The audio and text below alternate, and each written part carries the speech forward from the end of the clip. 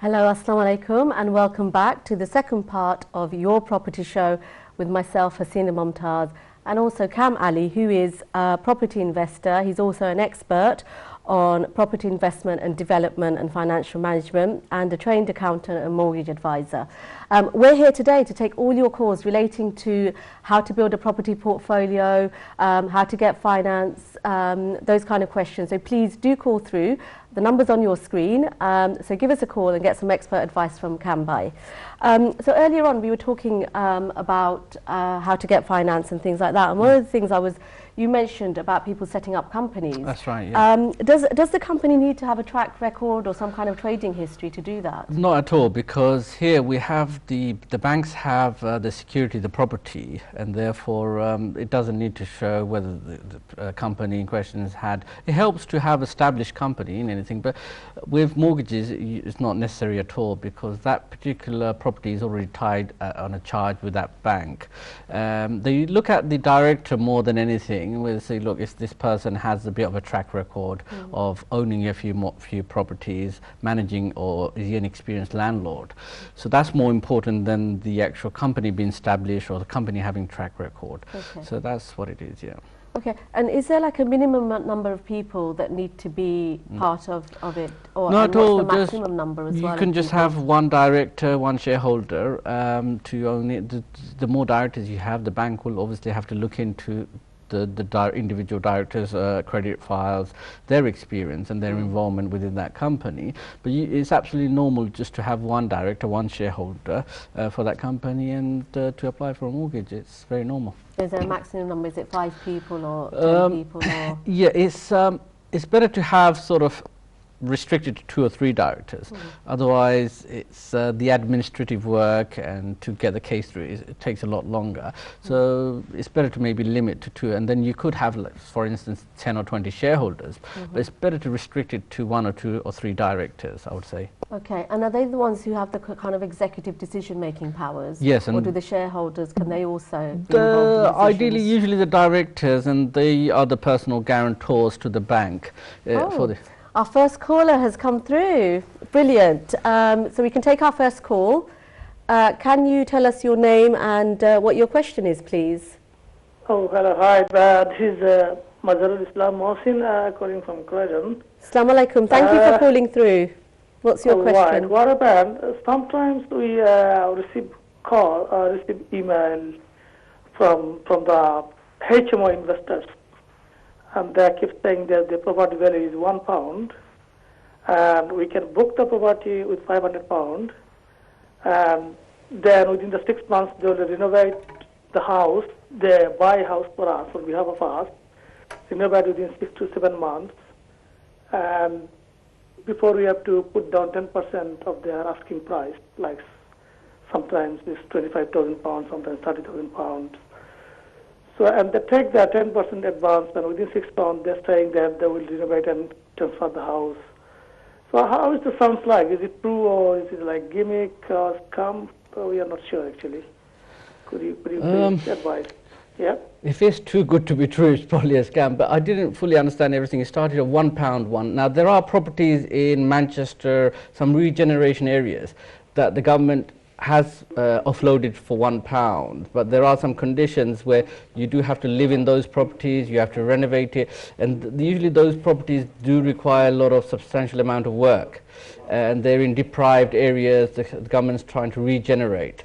So there have been areas in Manchester and Newcastle and a few other areas where you have been able to, but they're not for investors, they're more for families who want to live there. There are conditions where you cannot sell these properties for 5 years or 3 years.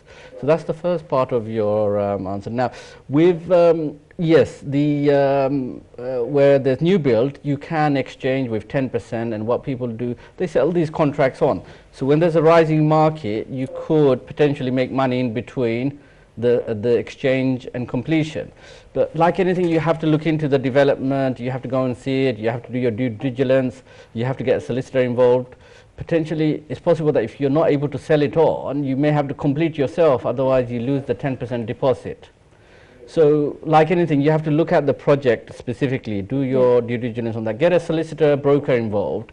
They will be able to assist you and say, yes, perhaps this is a good deal, or What is advise going you to be? against it.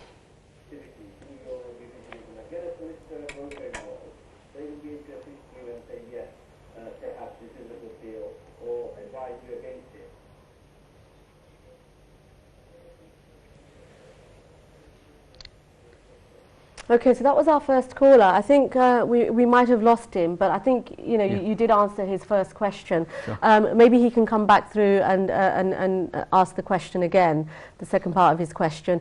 And also, anybody else who has a question, please don't be scared. We don't bite. Dial through to us. He did actually raise quite an interesting Okay. point where he said, look, is this true? You can get a property for £1. Yeah. Well, I was intrigued by that. Yeah, that is correct. Yeah, there are places in Manchester where the government has it. They've just to regenerate those deprived areas. They said, look, but you have to renovate it and you have to live in it for 5 years. So they're building communities where these properties have been left in a dilapidated situation for many years. So it's in the government's interest to get those communities back working, and which has been quite successful in some of those areas. But it's not for everyone, it's not for investors, so you can't go and buy 10 I'm going to properties. come back to this because I'm actually really interested in this, Yeah. buying properties for £1. But we do have another caller in the meantime, Sure, so yes. let me go to them. Hello, assalamu alaikum. Thank you for calling through. What's your name and what's your question? Oh, hello. I just with the previous caller. That is my second part of question. Yeah. Okay. Second part of question was like the keeping the HMO properties. So could Yeah. you please explain a little bit about the HMO property? HMO. I just visited the government property legislation and the individual councils. They have got the different discussions That's right, yes. on these terms and conditions. Yes. So could you please explain a little bit about the HMO properties? Yes, So that if I HMO. can buy HMO properties. Yeah. Okay. whether I How? that. Yes. Okay. Yeah? Could you please? Yeah? Yes, of Thank you. course. Yes, yes. HMO, housing multiple occupation properties. Now, to acquire housing HMO properties, it's not all the lenders lend on HMO properties simply because there's a lot of restrictions on fire hazards and the management of the properties. So finance is not so easy. There are lenders who do lend to HMO, but they do restrict it to 60%, 70% because of various risks involved. Now, there's a lot of people do HMO simply because the returns are amazingly high, they're fantastic returns than your normal buy-to-lets, commercial, everything. That's the best returns are on HMOs. HMO basically you rent, if you've got a 3-bedroom house, 2 rooms, you rent all the rooms out. So you get £500 for each room, you pay the bills rather than renting to a family. But as the caller pointed out, each local authority has its different implies the legislation in different ways. So some local authorities are quite relaxed about it. You can go about your business. Some local authorities are very strict. You have to have a license in place. They have to do inspections. So in some local authorities, you have to get the initial planning before you do the HMO, obtain the HMO license. So it varies from local authority to local authority. So depending on which area he's referring to, he needs to look at that local area and say, look, what are the rules and regulations within that local authority? So do I need to obtain a license? Do I need to get a planning permission? Or it's possible that you don't require anything. But as long as you have the necessary fire certificates and fire regulations, you can go about it. But the returns are amazingly high because say, for instance, an average 3-bedroom house, you can get £2,500 on a HMO. The normal let would be 50. So there's a difference of about £1,000 a month. And some people do specialize in that HMO. But lenders are not so easy in lending on HMOs because of all the legislation in place, and you've got to ensure you have the relevant building insurance as well, because if something goes wrong, potentially you could be liable because of not complying with regulation. But it is a I guess some people see it as a very quick way of making money, sort of renting and doubling your rent almost in some cases. But you do need to follow the regulation within that local authority. So it's very easy. You go on the computer, you can check it, phone up your local authority. Most letting agencies would know the regulations within that area, whether you need a certificate for HMO or you can just go about doing that HMO. I mean, it is highly profitable if you're able to do it. Is it But sort of high risk, high gain? risk, absolutely. And then it does take a bit more of your time, because instead of managing one tenant, potentially you're managing 5 tenants. Yeah. So, but then the returns are so much higher on HMOs. So yeah, I hope I answered that question. Yeah, I mean, so it sounds like it might require a bit more due diligence in terms of doing research and things like that, and making sure that the legal Side is you're things are covered, in yeah. place. Does that mean you'd probably recommend that for slightly more experienced Yes, property investors? I would. I mean, again, like with the buy-to-let lending, a lot of the local authorities are tightening up on HMOs, so overcrowding and what have you. So yeah, it's I would ask them to look into that a bit more closely before you jump into it. But as you said, it's probably more for an experienced landlord rather than someone first time landlord going in trying to do HMO. Well, there's a huge demand for it pretty much everywhere for HMOs.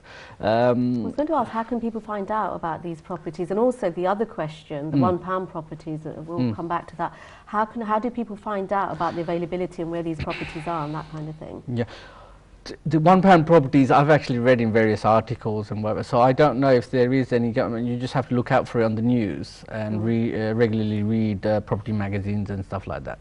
But that does come up, but it's mainly up in north and the Midlands, where there are areas where the government's looking to regenerate, and they are offering 3-4 bedroom houses for £1, simply just to entice you in and build up families. And there are obviously terms and conditions that you have to meet.